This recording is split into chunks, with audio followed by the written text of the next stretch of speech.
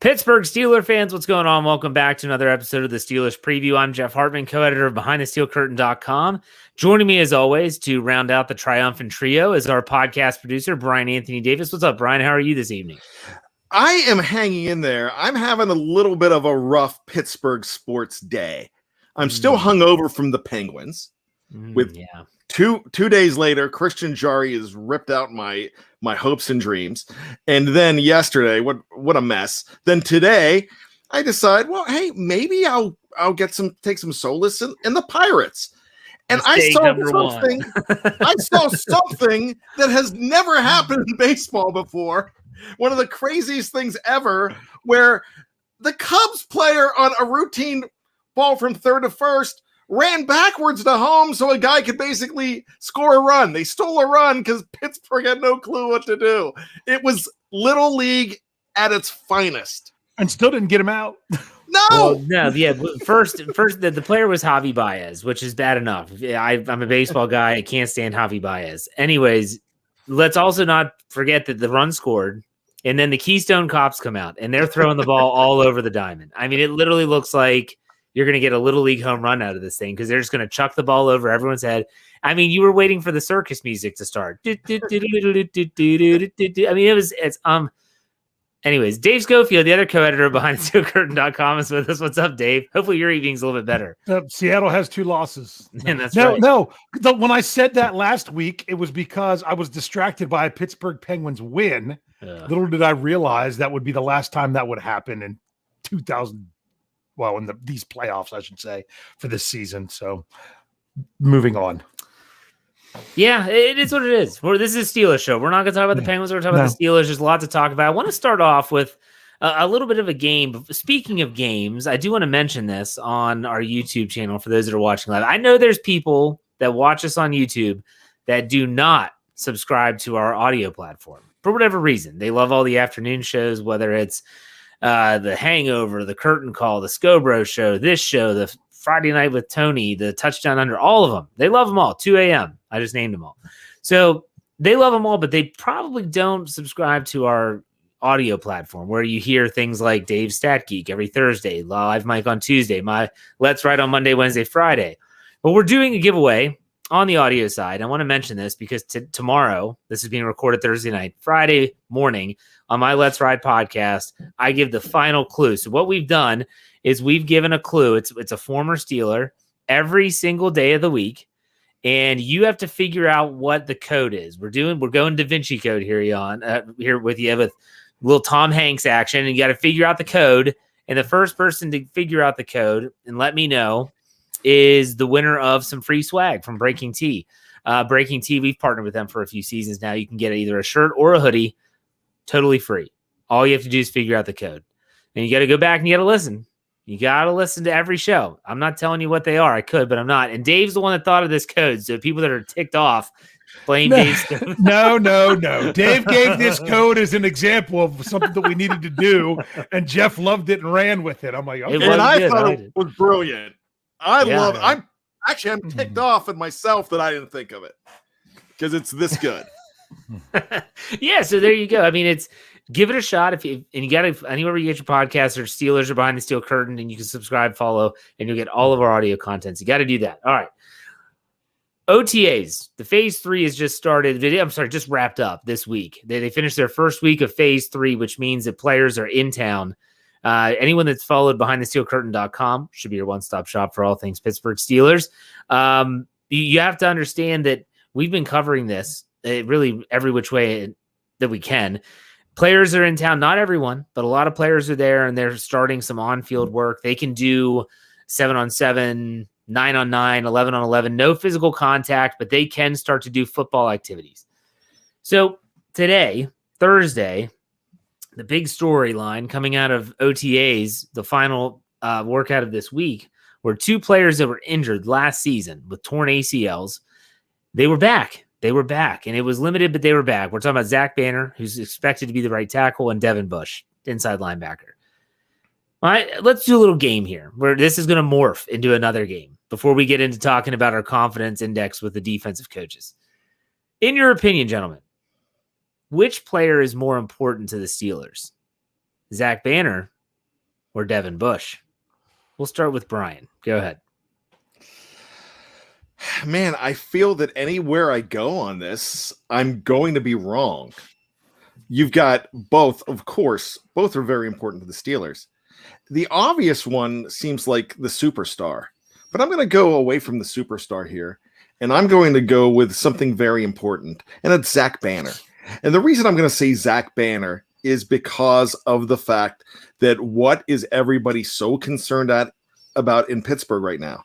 It's the run game, and everybody's excited. You've got a potential superstar in Najee Harris, and everybody loves what they're seeing. This guy, he's been crowned already. He is the savior. Everybody is ready for this guy to come in and go crazy on offense. But I feel like the guys in the barbershop and Coming to America, but. And the but is everybody's going to come out and say, if they can't block for him, he's going to get killed. He won't be worth it. And everybody's been saying that since draft day. The thing about that everybody was worried about last year, before Zach Banner became the right tackle, the starting right tackle, was his pass protection. Zach Banner said to himself, my pass protection is fine. But the one confidence that you have in Zach Banner, because you saw it a lot in 2019 when he was tackle eligible, number 72, and he got his big name, he was pretty good with the running game. He was very good as far as a run blocker. And everybody says, this guy blocks well, blocks for the run. He's just not your pass blocker. But now, when they're saying, hey, the Steelers can't run the ball, this guy's gone, Banner's back, what's he proved? No, you guys were excited about him rushing the ball. When the Steelers were rushing the ball last year. So I think that guy is so important. He is going to be one of the guys assisting with when Najee Harris is going for 1,200 yards this year. Now, could it blow up? Yeah. On defense, the other guy's so important too. But this is what I'm looking at is what everybody is looking for. And so I'm going Banner. All right. Dave, what about you? Who's more important, Banner or Bush? See, that's like Bryan says, that's a tough question because to me, that's why I asked I know Bush, no offense to Zach Banner, but Bush is more of the superstar player. But then you also have to look at value above replacement. And there are other options at the inside linebacker that you don't have at tackle that you know of right now, because Joe Haig is an unknown. Dan Moore is more of an unknown. You know what you have in Spillane and Williams, and then you have another unknown guy after them that's your rookie. So therefore, you have to balance between those two. I am actually going to say, I'm hearing myself back through my headphones right now is the problem. What do you guys has your speakers on? And it's driving me nuts. It's not me. Okay. So I'm going to say, got to get me some Bush, man. I love Bush. There you go. No innuendos there at all. I'm going to say, I don't know what you're talking about. Yeah, for me, I'm going to go with Devin Bush. Mm-hmm. I think that Robert Spillane is great. I think he's a great story. I loved how he filled in last year. No one will ever take away him absolutely stuffing Derrick Henry in Tennessee last year. No one can ever take that away. He could be a one and done. Always have that. But on top of that, I'm thinking about how important these players are. And while you did say they do have some unknowns, I feel like they have players at right tackle that could step in. Devin Bush I feel like he is the answer to their void that they had when Ryan Shazier got hurt and left. And obviously for obvious reasons. Devin Bush is the key cog. And in my opinion, if the Steelers are going to be competitive, if they're going to win a lot of games, if they're going to get to the playoffs and make a run, they need their defense to be the very best it can be. And for them to be the best it can be, it's to have Devin Bush on the inside.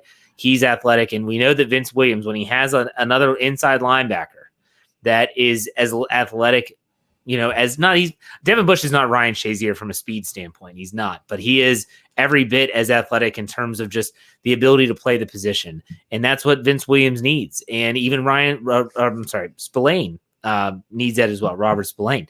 Okay. So we had 2 for Devin Bush, 1 for Zach Banner. This got the wheels in my head turning. The black and gold wheels are spinning. And I started thinking, okay, what about other either ors kind of?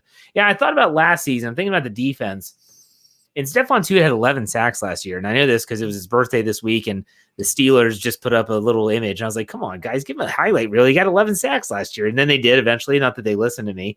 But still, Cam Hayward had a down year last year in terms of sack production. Didn't he have, 4? Correct me if I'm wrong, gentlemen. Anyone know off the top of their head? I think he had 4. I had that. Yeah, I think you're right. It was low for Cam. It was low for Cam. For a guy that's had double-digit sacks in his career, it was low. Here's my question for you all now. Who has more sacks in this season, Tuitt or Hayward? What do you think, Bryan? I'm going to go ahead and say Tuitt. Really? Any reasoning why?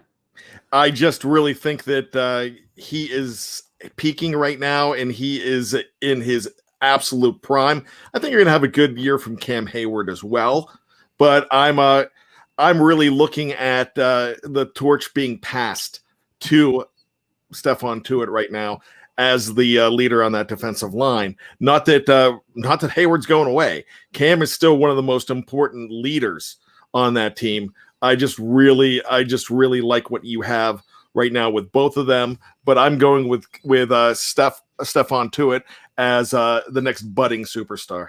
I like it. What about you, Dave? What do you think? I'm going to give you, it's not going to be a Dave answer. It's going to be a strange answer, though. I'm going to say that Stephon Tuitt has more sacks because Cam Hayward is too good. So he's going to draw more attention. You saw, I said this on Scrobro Tuesday. You saw 2 years ago when the Colts tried to go one-on-one with who's known as the best offensive lineman in the NFL, who's definitely the best guard in Quentin Williams, or Nelson Williams. What am I saying? Nelson from the Colts, and Cam just destroyed him. He just destroyed him. You have to double team Cam Hayward. And if he's drawing that double team, which is opening up more people, that's fine. Because guess what? If you think you're going to then stop and say, oh, we got to pay more attention to it, teams are smarter than that. They know they can't do that with Cam Hayward, or he will absolutely destroy them. So therefore, I don't see that changing this year. Because if it does, then good for Cam. But I really don't see that happening. They can't afford to let Cam Hayward get that many sacks. You also think the fact that TJ Watt's rushing on Tuitt's side is definitely helpful. I mean, you did bring up Cam, but the fact that TJ is going to be taking a lot of attention as well, it's really a good situation. I'm going to go with Tuitt as well, but I don't think he has double digits this year. I think Cam's going to get some because Tuitt, coming off an 11-sack season, is going to have some attention drawn to him. I'm not saying Cam's going to get a lot of one-on-ones, but I think he'll get more maybe than he usually does. With Tuitt, it's always just been, can he stay healthy? We saw what he can do if he stays healthy last season. I think he did miss, 1 or 2 games with COVID? Was that? Tuitt missed, hold on, I have it right here. He missed 1 game. Okay. Yeah, that's what I thought. All right. So this then, my black and gold wheels kept turning. I said, let's take who we're picking for this. We've all said Tuitt. And I'm going to ask you all, who's going to have more sacks? Tuitt or Highsmith this year? Because I'll say right now, I don't think Tuitt's going to have as many as he did last year. But who's going to have more? Go with you, Bryan. I think Highsmith is ready to make that leap between year 1 and 2. So let's go Highsmith. I love this guy. He is coming in looking like he is ready to go. He looks like he's in mid-season form as far as body-wise. He is ready to put his name on the marquee. Okay. Wow, that's okay. So how many give me some numbers here, Bryan, in your head, just right off the top. What are you thinking? I'm saying 9.5. Really? 9.5 for Highsmith, yes. And he had 2 last season, I believe. I mean, it was. I'm not saying he was a starter or anything 2. like that. He became a starter on December 8th, basically. Yeah, he had 1 before he was a starter and 1 after he was a starter. And it wasn't even his best play. His best play was the interception in Baltimore. Anyways, absolutely. So you said 9.5. That's a big number. That would be awesome. Dave, what about you? He's making that jump. Yeah, I hope you're right. I think it's going to be Highsmith because I think quarterbacks are going to step into him. I think they're going to want to move away. Now you know Tuitt's coming when Finn double-digit sacks. I think that's where. I mean, no offense to Alex Highsmith. Alex Highsmith had a great rookie year. I'm looking for great things from him. But he's the weakest link on that front 5. And so was Bud Dupree. So that's not a knock. It's about how good the Steelers are. So if you're planning and the quarterback's going to step any which way, guess who they're going to take a step towards? Oh yeah, Highsmith. And if he has one less step to go, then I think Bryan could be right there. I think he could be pushing double-digit sacks. This when I've had a feeling we were going to pick Tuitt in the previous one between he and Cam, and I'm thinking to myself, Tuitt or Highsmith. Like I think Highsmith's going to be great. How many sacks did Bud Dupree have before he got hurt last year? Dupree, I have it. Bud Dupree, he had 8 sacks last year. That's where I see Highsmith hovering around 7.5, 8, 9.5 would be awesome. I would be totally on board. I wouldn't be upset at all. And then the question is what's Tuitt going to do? I said, I don't think he's going to have double digits. I think he's going to be around. I'm going to go with Tuitt. I think he's set up perfectly. I think he's set up perfectly with TJ Watt next to him. Cam drawing a lot of attention his way. He should be able to feast on those one-on-ones. It's a good problem to have when we're having these debates. But I have one more. So again, I'm a guy that likes even things. I don't like one more than the other. My wife would always laugh at me when I'm carrying something. I will take a certain number of steps holding it in my right hand and then switch it to my left because I can't stand the thought of not having symmetry. So we already did one on offense, kind of with Banner, and we did 2 on defense. So I wanted to go back to offense. So who's going to have more touchdowns this season? Receptions, just receptions. Juju Smith-Schuster or Chase Claypool? Bryan Anthony Davis, you can go first. Deontay Johnson. That's not an option. I said Juju Smith-Schuster or Chase Claypool. Pulling a Dave. I actually think it's going to be Chase Claypool. I think he's primed. If you watch towards the end of the season, even in that playoff game, it just really looked like Ben was favoring Claypool more. And when I say favoring, it reminds me of Terry Bradshaw, how in the early days, it was Lynn Swann. Then when you got towards 77, 78, and 79, it was John Stallworth. Still loved Swann, but you get that comfort level. And I really think that just like on the defense, Juju helps open some stuff up for other guys too. So there's so many options here. And that's one of the reasons why I threw that in to say Deontay Johnson, just because when one guy doesn't kill you, the other 2 are. So you pay attention to this guy, you're letting these guys one-on-one, they're gonna slit you. So that's why I'm gonna say Claypool is gonna be the guy, but it's going to be even again. You're not gonna have the Antonio Brown 16 touchdowns. Yeah. Those days are over. But you're gonna have a lot of even play from those guys. All right. What about you, Dave? Juju or Chase? I'm going to answer the question, but I will tell you I would not be shocked if it's a repeat of 2020 where they tied. I wouldn't be shocked if they end up with the same number. That would not surprise me at all. But the reason I'm going to go with Juju Smith-Schuster is because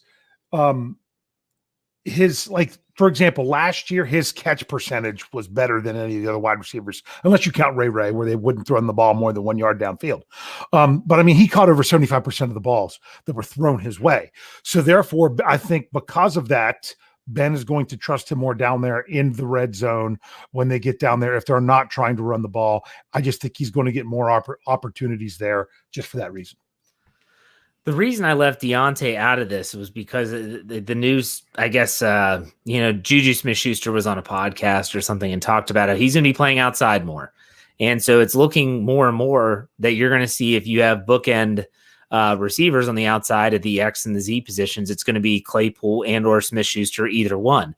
And that's going to move Deontay Johnson more to the slot because in Matt Canada, and this comes from Jeffrey Benedict, who knows more than I do about this stuff. He said, Deontay Johnson is your ideal slot guy with the Matt Canada offense in terms of his ability to run and do motions, and his speed, his separation. Exactly. So that's why I put those 2 together. For me, I think it's going to be Claypool. Juju Smith-Schuster is going to get his. I wouldn't be shocked if it's really close, but Claypool, the one thing they didn't do enough, in my opinion, is target him in the red zone last year. And I'm not sure if maybe he wasn't comfortable with all the routes down there when the field gets short or whatnot. I know they didn't run the ball well enough down there. I listened to the Stat Geek, and that's what he talked about in terms of running in the ball in general, or especially in the red zone. But yeah, for sure, I'm going to go with Claypool by a hair, not by much. So, all right, that was a fun little game. Hope you all enjoyed that. I do want to talk about one more thing before we get into the coaches. And this is going to kind of preview. I'm not going to give my take because I talk about it on my Let's Ride for Friday morning. The one other theme of OTAs, because we're still stemming off of that, is leadership. And everyone's talking about who's going to replace Marquise Pouncey as the leader. And so if you assume that Ben Roethlisberger is a leader, I'm not crazy about that, but he's considered a leader. TJ Watt and Cam Hayward, who do you think on offense fills that void left by Marquise Pouncey as a leader? Not for on-field production, someone that is, honestly, just the guy that people are going to rally around, that they're going to listen to. Who's that leader? What do you think, Bryan? It absolutely has to be double D, double sixes, Dave DeCastro. This guy is a quiet leader, but when he talks, he speaks volumes. And I really think that, a lot of people think that, he should be the next to go because he had an off year. His off year last year was a year where he was hurt, but there was no times in his entire career until last year that anybody had said that. So I think there's a lot of pride with David DeCastro. I think he's definitely your leader on offense, and they're going to rally around him. Just because his buddies on the offensive line are not there anymore doesn't mean that this guy doesn't care and care volumes. So I really love what you have in David DeCastro, and I think that he is respected very much on that team. Yeah, DeCastro's a good one. Dave, you agreeing, or are you going to go with someone else? Well, are you talking about leader or are you talking about captain? Because I could No, not a captain, because to me, being a captain is BS anyway. I'm talking about someone like, think back to, and also I talked about, hold on. Let me give you an example. I talked about this in my Let's Ride podcast. My Friday Let's Ride's all about leadership on the team. Think about someone like Aaron Smith. That guy was a leader. He wasn't the one that was rah-rah on the sideline, but people knew that Aaron Smith meant business, and he was about winning and playing well. He expected you to be your best. That can be the leader. He's not going to be a captain, but that can be a leader. So who you got? Okay. Because just real quick about the captain thing, they've done times where they've had one or two on the offense. You know what I'm saying? Yes. I wouldn't be shocked if it's just one and it's Ben Roethlisberger. I agree 100%. If it's two, I think it's David DeCastro.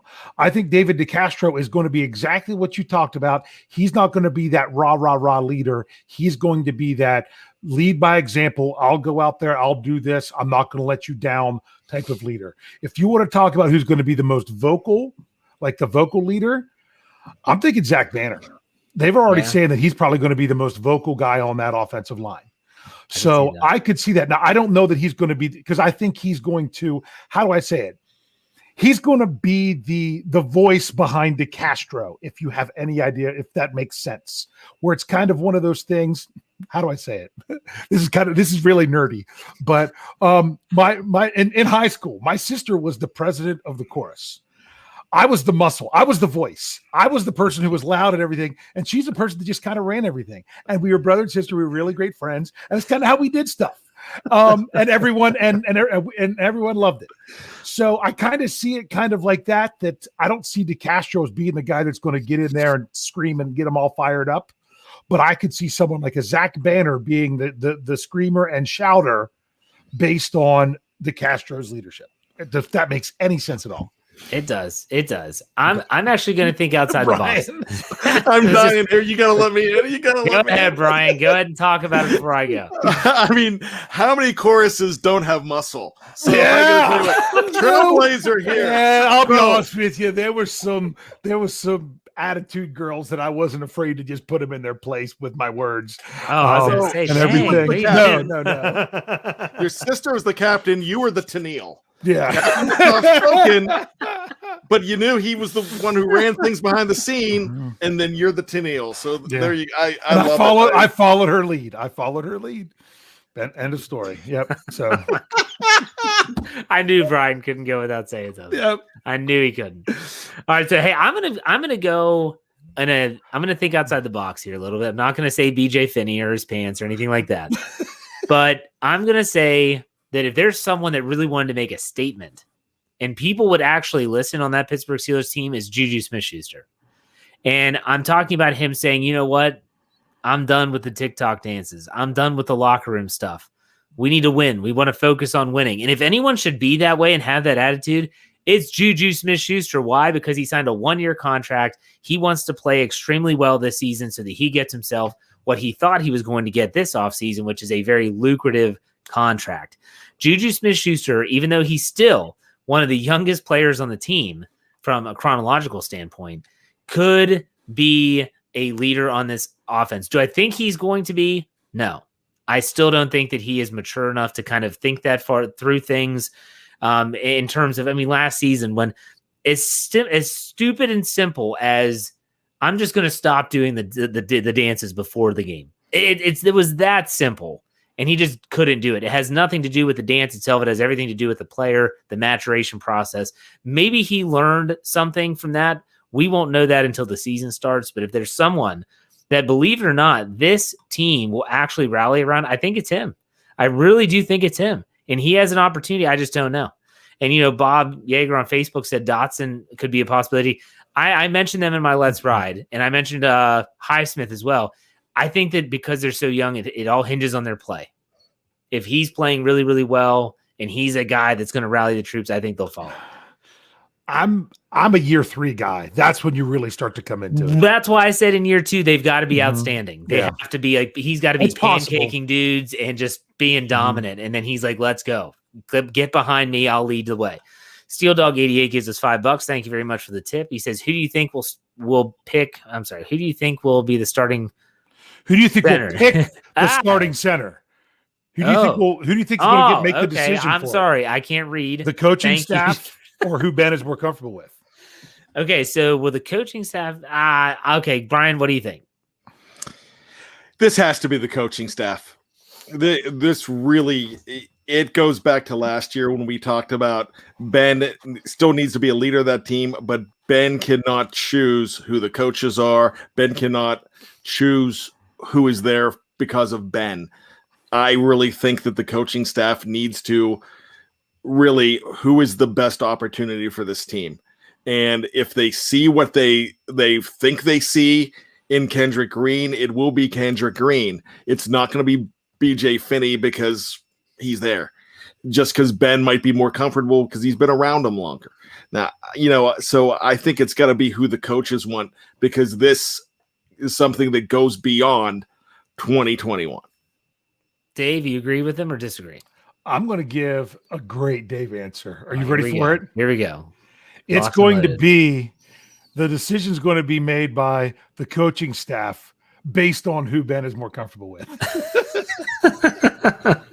Love it. No, you know what I mean? Well, it's going to be the coaching staff, but I think that's going to factor into it. I really do, but I don't think that's going to be ultimately the driving force. I think they want it to be Green. They won't force it, but if it works, they're going to go with it. Yeah, to me, to answer the question, I think that the coaching staff is ultimately going to make the call. They have to talk to Ben about is there anything that you don't like? So in other words, let's say it's Kendrick Green and he's the guy that they like and they want him to be the day one starter week 1 at Buffalo. You're the guy in the middle. Ben might say, if that's the case, we got to work on his shotgun snaps. They're coming way too low. They're coming in too hot. Or maybe the way he snaps the ball, he doesn't like. They've got to work on it. But that's a coaching decision. I agree with Brian 100%. All right, so we're about the midway point. We're going to take a break. When we come back, we're going to get to the crux of this actual podcast, which is talking about the defensive coaching staff. A couple tangents there. Our apologies. Not really. Anyways, sorry, not sorry. So we are going to take a quick break on the audio side. Make sure you go over to part 2. We're going to talk about Keith Butler, all the other coaches, Dunbar, you name it. So make sure you check that out, as well as some trivia. If you're watching live on Facebook or on YouTube, don't go anywhere because we're not going anywhere. We'll be right back.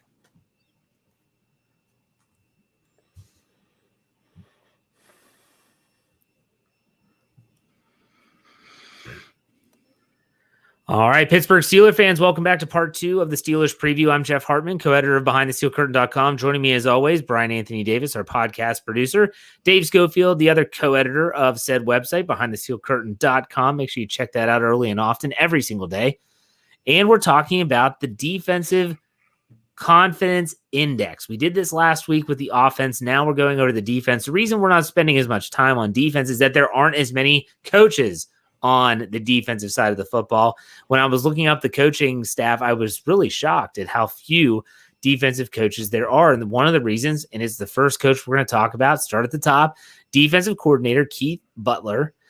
He is not just the defensive coordinator. He's also the outside linebacker coach. So he actually carries 2 duties for the Pittsburgh Steelers. So on a scale from 1 to 10, for those that might not have been with us last week, 1 is, oh my gosh, I have no confidence at all. 10 is, I'm extremely confident in this person to do their job. Where do you fall on the confidence ranking with Keith Butler? Bryan, go ahead. I'm going to say a soft 7 with Keith Butler. And, that's probably last week. I went a little high with a lot of the coaches. Butler's one of those guys that his scheme for so many years was disappointing. It seemed like some of the players came in, like Minka Fitzpatrick was finally on his team. You had, TJ Watt coming alive. I'm sure they get a lot of sacks. Even when they were getting a lot of sacks in 16 and 17, you were scoring a lot of points on this team. The way that the team scored points on them at the end of the season in December made me pause and think that, have we anointed him as being okay and not a problem anymore? Or is it because of some of the other coaches around him and the quality of players that he has? So I'm still a little leery of Keith Butler. I think he is best served as your outside linebackers coach. And I have a lot of confidence if he's just your outside linebackers coach, but he's not. So with that, let's say a soft 7. Soft 7. Dave might go with a hard 7. I'm not sure. Dave, what do you think? What's your confidence ranking? No, I'm going to do something. I had this in my mind the whole time, even before the live chat was chiming in. He's got 2 roles. He gets 2 grades. He's a 5 as the defensive coordinator, but he's an 8 as the outside linebackers coach, if you know what I mean. So that's why I kind of agree with Bryan's soft 7. So that I can see that. I don't. It's funny because you're like, oh, well, the defense has really turned around. I don't know that it's Butler or just a combination of their great talent that they've compiled along with the other coaches. I would not give all the credit to Butler. Maybe he deserves it, but from what I see, I don't know that I'm ready to do that. Let's just say this. If he were to suffer a lot of losses in personnel, even more than last year, how will he respond to that? I don't know. We would see. So I'm not overly confident with him as to handle other situations as a defensive coordinator. I'm also still not confident for him to get the right personnel on the field. I'm still mad about John Bostic covering Keenan Allen. That's why I don't have that there. But when it comes to a position coach, I think he does a fine job. I'm not. Hold on a second. Both of you all said this, and it's okay. So you're talking about the other coaches. Can we rewind the tape back to Todd Haley when the offense was actually legitimately like a threat? Okay, this isn't Randy Land here. Was anyone saying, well, I don't know how much this is Todd Haley. Maybe it is Blaine Stewart, who's an assistant wide receivers coach. Maybe he's just doing a great job out there. Did anyone say that? Ever? Or did anyone ever say... Was Munchak and Haley there at the same time? They overlapped for like a year, I think. Yeah, not long. But was anyone ever saying like, oh, that the reason they're running the ball well is it's James Saxon. That's why. Would anyone ever say, like, why are we saying this for Butler and the defensive coaching staff, and it's not that way on the other side of the ball? Did they have that many number 1 picks on the offensive side of the ball? No, we're not talking about talent. You all said the other coaches. I'm not talking about the players. I'm talking about you all are citing that the coaches on the defensive coaching staff are somehow saving his life. I don't know that. And yet we wouldn't do that on the offensive. We wouldn't do that on the offense. He needed a quality secondary coach, I think, in order to do a better job because that's not his strength. I'm not disagreeing with you, Dave. I'm saying, though, did we nitpick offensive coordinators the same way? Did we say, well, if Todd Haley would have just had a better wide receivers coach, man, we probably would have had something. Like, I don't think that's the case. Like, I don't understand why we're nitpicking the defense and we didn't do it on the offense. Go ahead, Bryan. You want to say something? I think we're going to talk about this guy in a little bit. It's Terrell Austin. When he came in, things got better. Yeah. Things changed. And that year started off really bad. The first 2 weeks of 2019 were horrendous. And what happens? Vince Williams gets better. You bring in Minkah Fitzpatrick, and then but Terrell Austin has a lot to do by bringing him in as an assistant defensive coordinator as well as a secondary coach, if I'm not mistaken.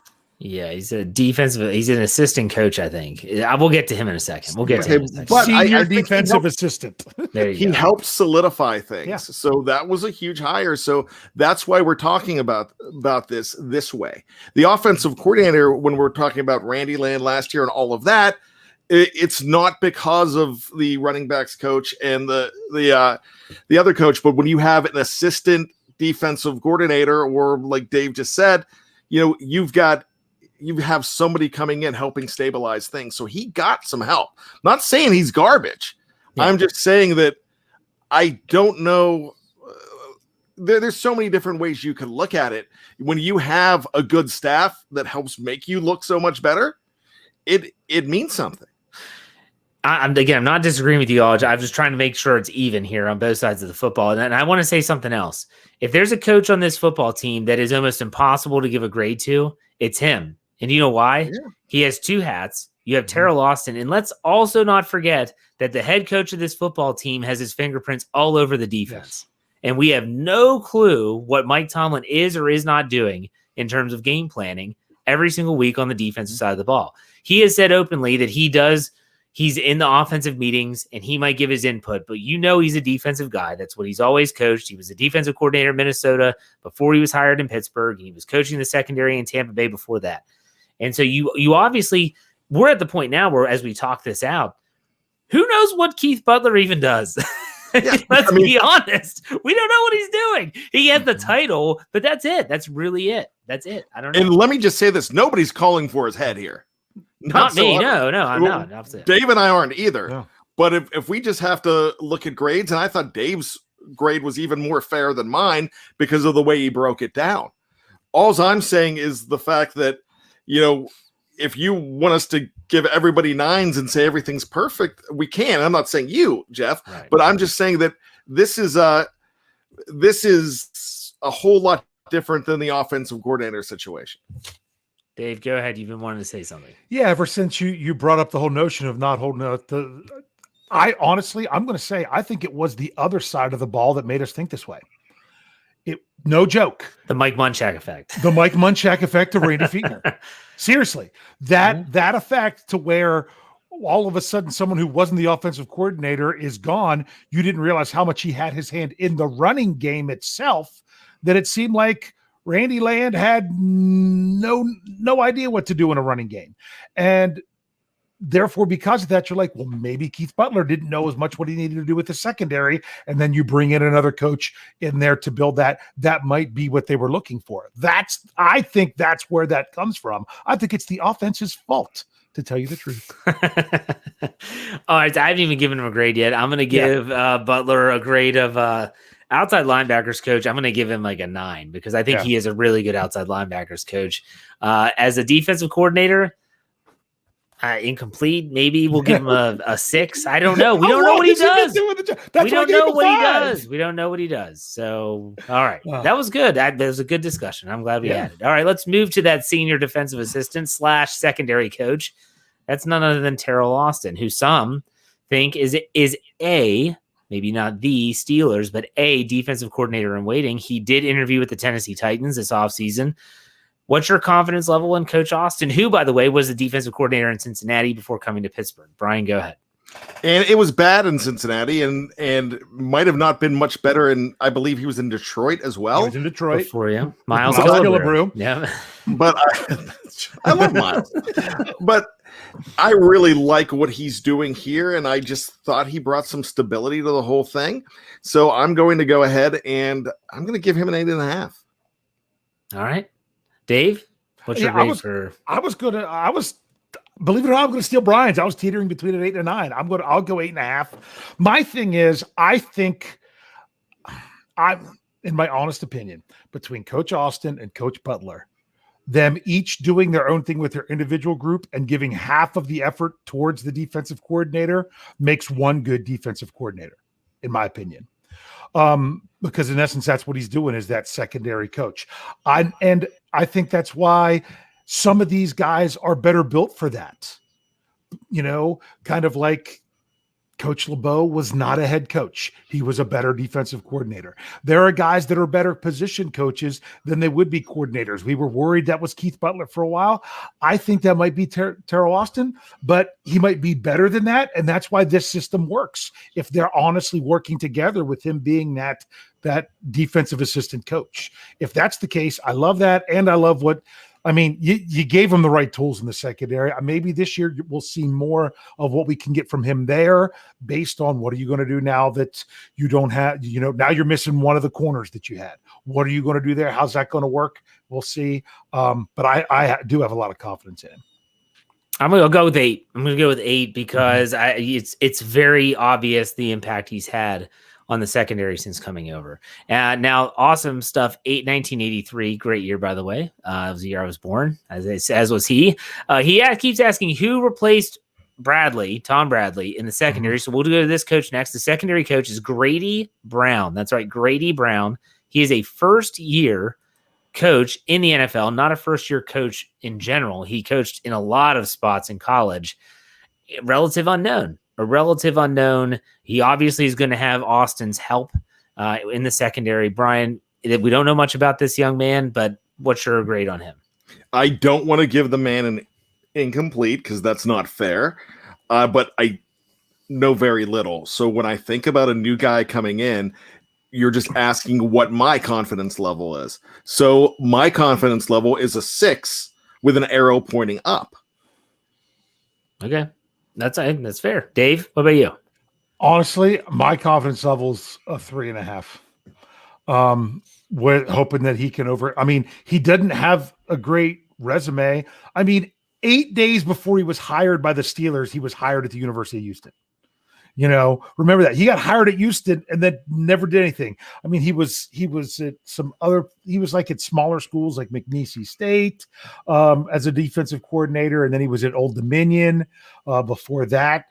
So I think he was about to stop at Louisville or somewhere along the way. Yeah. It's not like he's coming in with the biggest credentials. That's why, because I haven't seen him as a pro, I don't know that I'd have tons of confidence in him because I hadn't even heard of him. But now I'm going to tell you the truth. You say he's the secondaries coach. He's really the assistant secondaries coach. Yeah. If you really want to break that down, that is really what he is.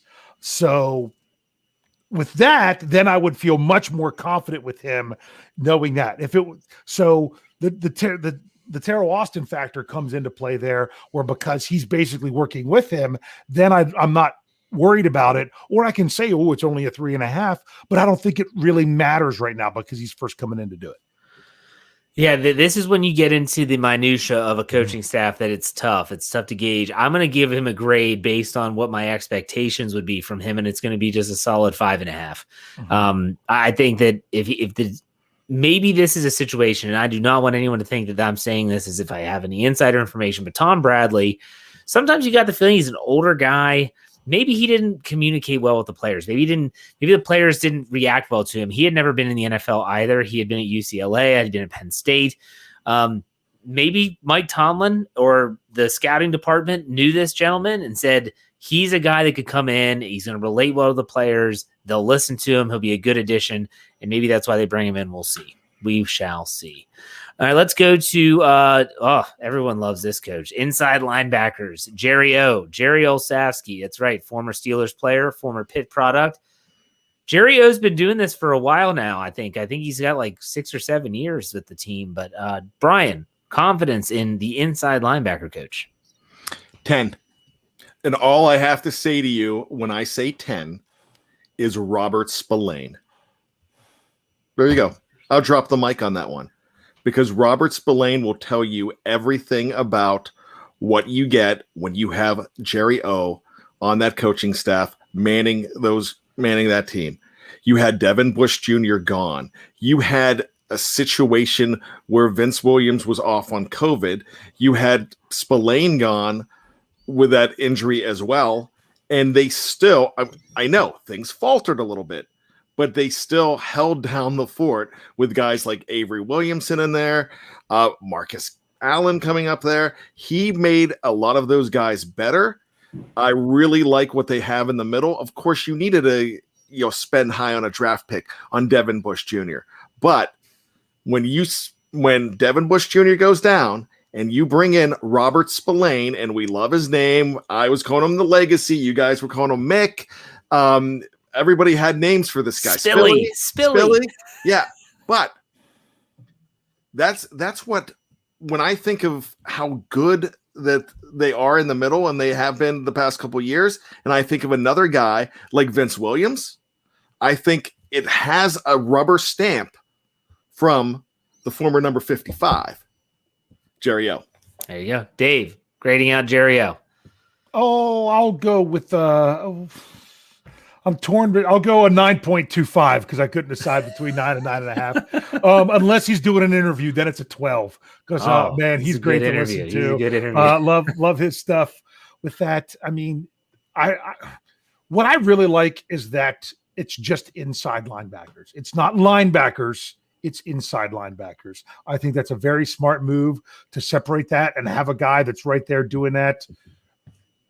It'll be sad if he ever gets promoted somewhere else, because I think he's really the right guy in the right place right now for the Steelers. I'm going to go with a 9, and I feel like he's the anti-Joey Porter. A former player, beloved by the fan base, comes back, coaches, and is actually good at what he does. Joey Porter was more known for his antics on the field in Cincinnati or getting arrested off the field.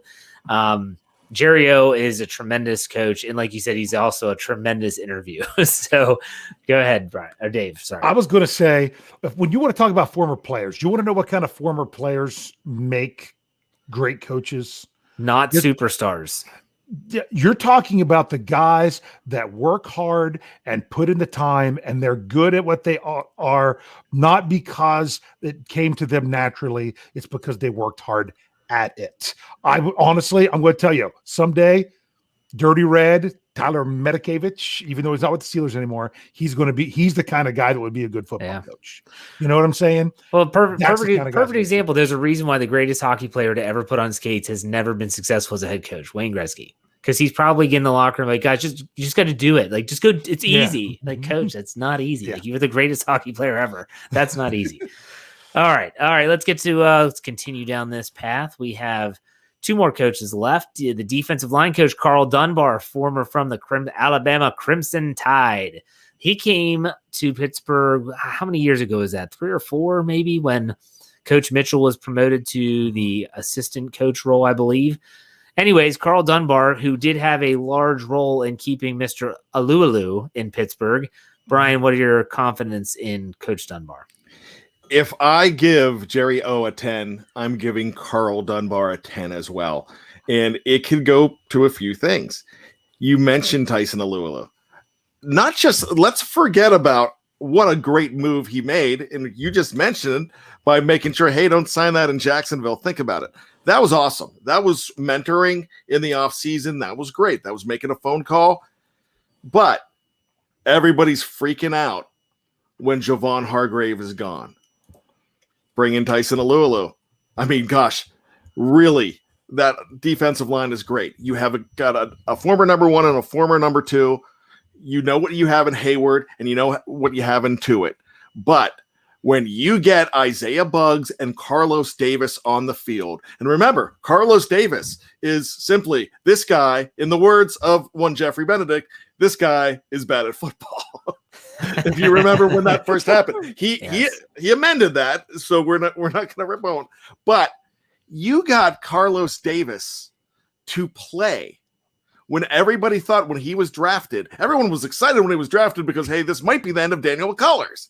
But the thing about this is Davis, now we're excited about this guy because when you bring in a guy in the draft at defensive line in Isaiah Loudermilk, what's the first thing Dave Schofield says?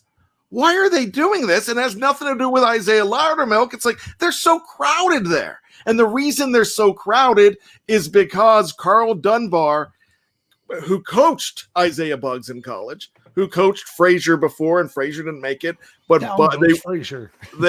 He did go down, but he went back to his Alabama coaching days and brought in Buggs, and 6th round pick. You don't expect anything out of him either.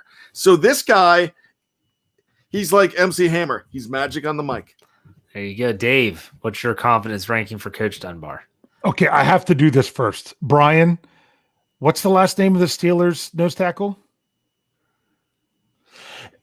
It's Tyson Alu. No, say what you were saying. Alu. It's Alu. No, and it's I have to look up the pronunciation all the time. I feel backwards. So I'm sorry. That's just I had to bust into that song. I couldn't help it. You got to do the same thing with Palamalu. Palamalu. Yeah. Palamalu. Who called him Palamalu? Someone really did. Yeah, it was the media. It was someone on the media. Yeah, it was funny. Anyway, back to Carl Dunbar. Yeah, I'll go 9.75 on this one because I was bouncing between 9.5 and a 10. And it's because of when you see that, first of all, when you've got the guys that you've got, your first job is don't screw it up. You've got Cam Hayward, you got Stephon Tuitt, you've got Alu. Don't screw it up. Then he's developing guys like a Carlos Davis that they must have seen something that they could do, and honestly, I'm starting to get a little bit excited about Isaiah Loudermilk. I kind of am. I didn't get why they did what they did, but because they did, I could see him, not necessarily this year, but being someone that they feel like he's got the tools and we can get him to do the right thing. Love Coach Dunbar, but kind of once again, I think John Mitchell also might have his hand in there a little bit, which really helps, especially with all these guys that they have. But whether he does or he doesn't, I'm so confident with what they do at that position. I'm going to go with an 8.5 for Coach Dunbar. I think he's a great addition. I do think the more we talk about this, comparing it to last week's show, maybe it's because there's a lot of new offensive faces in the coaching staff with Clem in Canada, especially.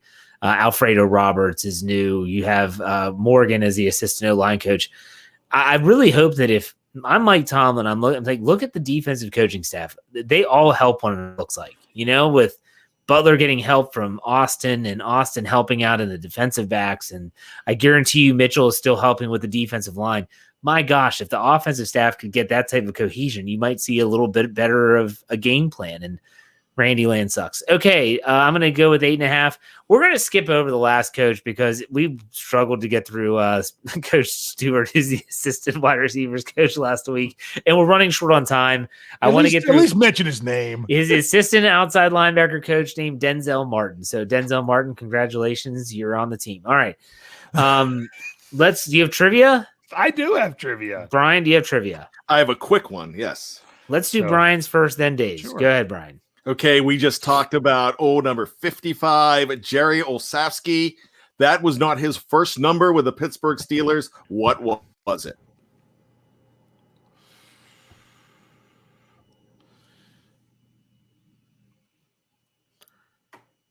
$51. David? At least I guessed. Yeah. I should know this. Just guessing. I was thinking it was in the 40s. Or was it in the 90s? He was a linebacker. 91. Hey. 90. And Denny Crosby has it. 92 and 19. That magical year of 1989 when he was a rookie, wore number 92. All right. I was close. There you go. Dave, trivia time. Jeff, there's a bunch of guys with birthdays in the live chat. I'm surprised you didn't give a shout out today. I'd still have time if we ever get to it. Okay. All right. My trivia. This one is nice. Is a nice quick one. We're talking. I got to be careful that I don't use too many mathematical terms. We're talking positive integers here. Oh, okay. Gosh. In other words, I'm done. No, Dave, I'll just go ahead and leave the chat. It's whole numbers from 1 to 99. We are talking jersey numbers as well. It's funny that Bryan went jersey numbers. My question is, out of the numbers from 1 to 99 for the Pittsburgh Steelers, what was the last the last number to ever, and according to Pro Football Reference, I have to say that unless they screwed up somehow, that the last number to actually be used in a regular season game for the Pittsburgh Steelers, the latest one to be used. Like, you know what I'm saying? The one that was the first time it was issued and on the field was the most recent. Does that make sense? No. What was the last number to ever between 1 and 99? Like, oh, wait, someone wore number 25 in 1933. You could take that one off the list. Oh, someone didn't wear the number 24 until 1938. That one was later. That was the last one. You know what I'm saying? Between 1 to 99, they've used them all. They've used all the numbers. What was the last one to get used? Let's go with 90. All right, Jefferson? 87. Okay. 87 was way off. 90 was close because all of them were in the 90s. Didn't even understand the question anyways. Not the 90s, the decade. My goodness, Jeff, it's what was the last number to get used up by the Steelers? If you came in and say, I would have numbered no one's ever worn before, what would have been the last option that there was? And that's in 1987, in week 4 was the first time in 1987 that the number 97 was worn by one Joe Williams. That was the last number of the Steelers to be put into circulation in a regular season game. Okay. I'm sorry. Next time I'll go back and go third grade level questions for Thank you. That's all I asked. I actually side with Dave on this. Usually I would side with Dave because he's right, but it's so much fun to side with Jeff on this one. That was not a difficult question. People always say things like, I'm good at Jeopardy. I'm really good at like the middle school Jeopardy when they have that on. That's right in my wheelhouse, baby. Dick Shiner. Dick Shiner, that's right. Yep. Is that No, I'm sorry. Who is Dick Shiner? We're on the same wavelength. All right. Any other questions, Dave, or is that it? No, that was it. All right. Let's do some final thoughts to finish out the show. Bryan, go ahead. All right. So on the 25th of May, marked my first year as the podcast producer. And something that we talked about on this show made me think. So my final thought was something else to do with actually the date, May 25th. But it made me think, what does Keith Butler do here? And we're talking about maybe his success is because of somebody else. And it made me think of my situation here because things are going well on the podcast side. We have grown. Actually, I would like to tout this. On September 24th of 2020, we hit 1 million downloads. Today, we hit 1 million downloads 4 months before. And now, a lot of people are saying, great job, awesome. I can't do this without Jeff Hartman and Dave Schofield and a great podcast crew. I can't do it. So when we talk about the defensive coordinators, we talk about Keith Butler. Yeah, he might be doing better because Terrell Austin is there. That's true. But I know I would not be doing this without Jeff coming back, without Dave also. So this is definitely a team effort, and that's what the Steelers are going through as well. So I wanted to bring that up as well. I also wanted to bring something up too. We do rip on a lot of players. We rip on some guys, and sometimes we forget the fact that they're human beings. And there was one guy that we had a nickname that a lot of people had a nickname for. I never really subscribed to this, but I want to bring up a former Steeler in Ryan Switzer. And the reason I'm bringing up Ryan Switzer is because yesterday, May 25th, was his son's birthday, his first birthday. And everything that Christian Switzer went through in the last year and that family went through was absolutely, it was so harrowing that it became triumphant at the end. And to see his tweet about his son's first birthday was absolutely amazing. So kudos to Christian Switzer. God bless you, Switzer family. We're pulling for you. Keep it up. Yeah, that's for sure. That was a tough thing to watch them go through that. But good stuff. Good stuff. And congratulations on those 1 million pretty early. That's what I like to see. Dave, go ahead. Final thoughts. Well, I also want to say with the 1 year anniversary that with Christian Switzer is we also had a story that covered about that. He's been messing with that family for his entire first year because the doctors messed up and they were expecting a girl. And then they were surprised. Yeah. Michael Beck ran that article and it did quite well.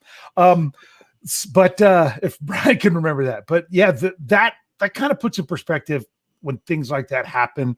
I know it's been a rough year for a lot of people and everything else.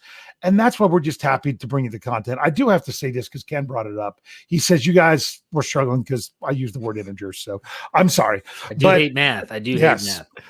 But all I have to say is, my goodness, since Bryan brought that up, I look forward to Thursday nights. I look forward to spending time with you all, seeing the people in the live chat, the people that reach out on Twitter. This community of Behind the Steel Curtain, whether it's through the podcast or the written word, is really something special. And we really do feel like it's that we're here. You guys are sharing your lives with us. And we have people in here saying that it's their birthdays and happy birthdays to you all and everything. I get to say, I got to wait a week before I can say that because I got to bring this up later then. But it's all about our combined love for the Pittsburgh Steelers. It doesn't matter where we're coming from. We've got old guys like Bryan. I'm sorry.